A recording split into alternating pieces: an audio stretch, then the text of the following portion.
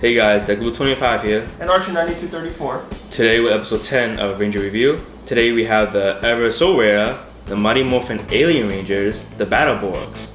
During the Lost Galaxy era, which most people don't really know, they had a corresponding re-release of all the majority of the MMPR merchandise, and of course the Astro Blaster, the Astro Megazord, the Turbo Morpher, and some other stuff. Same packaging as the original, just, you know, Power playback version. It says Power Playback, and it says Mighty Morphin on the bottom now instead of Alien Rangers that was on the side in the original re-release. On the back you can see the Battle Borgs and the timeline of every single Power Ranger that was released. We did get most of these, it's just that the fact that Zero, I didn't really see a re-release, or Turbo, we didn't really see re-releases, mostly it was just MMPR.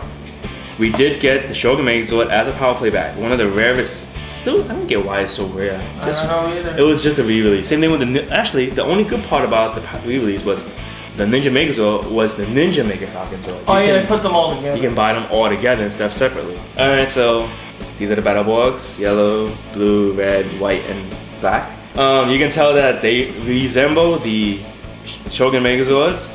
Because in Ninja Sentai Kaku Ranger, these were called the Juushou fighters. They have the symbols of the heads: wolf, bear, I guess ape, crane, and I think it was a frog. It was a frog, yeah, frog. And they all had the corresponding weapons. Each of them do have their own weapons. Now I noticed that a lot of people lose these weapons very easily, even with the Alien Rangers. Even the swords. Yeah, the swords. Each and every Battle Borg will have a sword that you can just clip on the back. And you can just. You can also put it in the. Stick them out. The only one that cannot hold both is just white, because she has the two that, I guess you can say, daggers. Everyone else you can have the sword and you can have the corresponding weapon.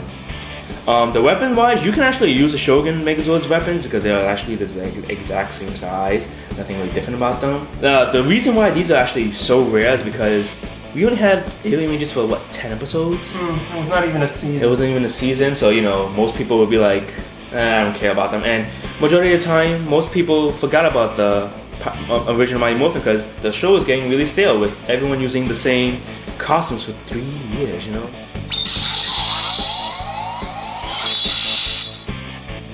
The alternate difference is that it's just the weapon features. The Japanese versions, all the weapons were all colored to the corresponding to the board, actually.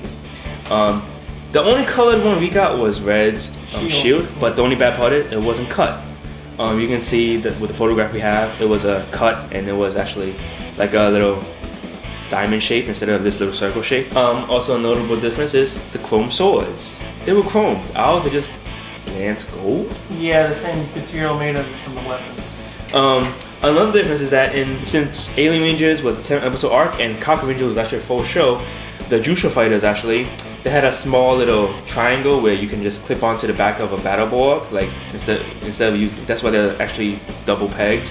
What you can do is that you clip it on and you have the small little Alien Ranger, like the ones that we get. Yeah, it's like their mini version on top of their shoulder, basically. Doing like, you know, it's like the Thunder Zords. We had the small mini crystals. They're in their ninja pose and they would just simply be on top of their shoulder, but we didn't get that. Because we didn't really see the Alien Rangers with the Zords, because we saw them doing it in there and the Borgs are fighting. Yeah, it was completely different how in season 3 how Kaku Ranger did it. There was a complete difference. So here you have the red Battle Borg and his shield. Now the shield is you can sell. The hands are actually pretty posable. The posability of every single Borg is exactly the same.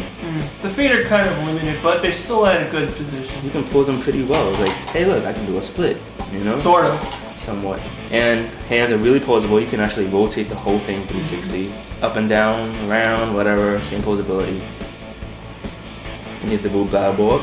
Like I said, posability is almost the exact same thing as for every single one. Legs, very posable. These are actually really posable figurines. The only thing that I don't like about them is that only a few of them can turn the heads 360. No. Okay, so there was some of them.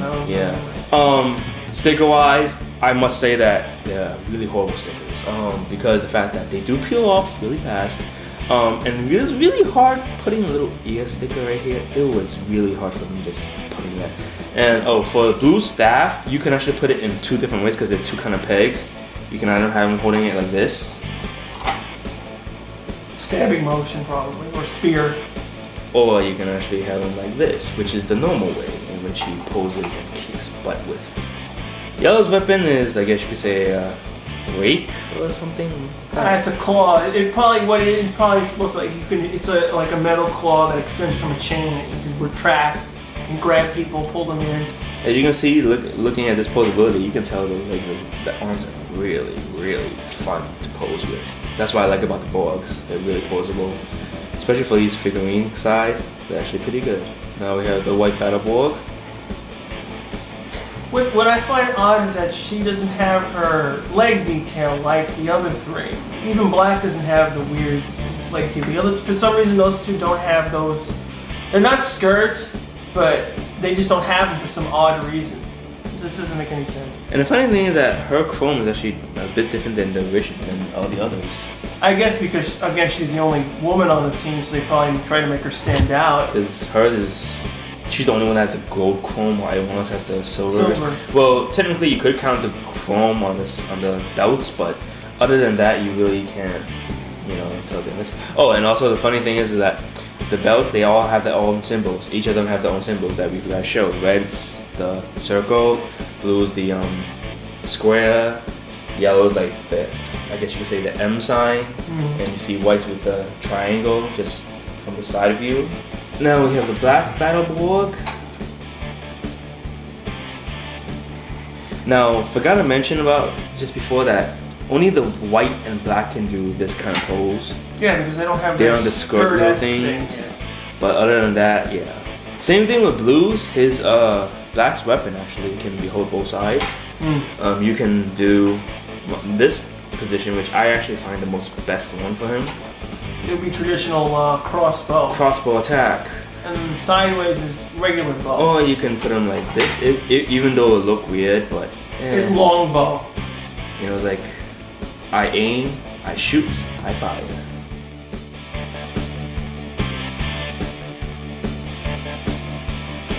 So these are all 5 Battle Borgs. Forgot to mention that yellow's weapon, you can actually bend like this.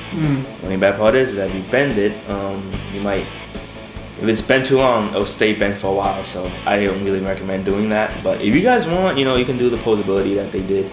But other than that, it's actually pretty cool. These are really nice collector figurines.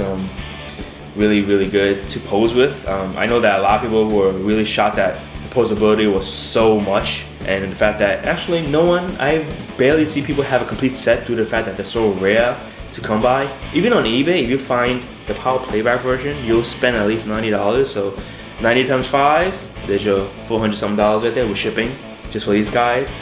For me, I actually bought them really cheap. So I was actually lucky thanks to Sentai 2020. He actually told me where to find these guys. So that's pretty cool about that. Other than that, you can on eBay you can find a complete set for like $200-300. If you want to spend on it, be my guest. But sometimes they'll be cheap, sometimes they'll be expensive. It's just mostly timing. But you can get them loose. There's only one catch. You'll just have them like this, no weapons, no nothing, and they're really easy to lose. But like I said, they're pretty fun now. So that's it for our review of the awesome Power Rangers. Well, Alien Rangers you can call them. I don't care what you guys call them, but mighty from MMPR, MMAR, whatever, the Battle Borgs. So next week we'll be reviewing the Wild Force Animus Megazord from Power Rangers Wild Force. Rate, comment, subscribe, and we'll see you guys next week.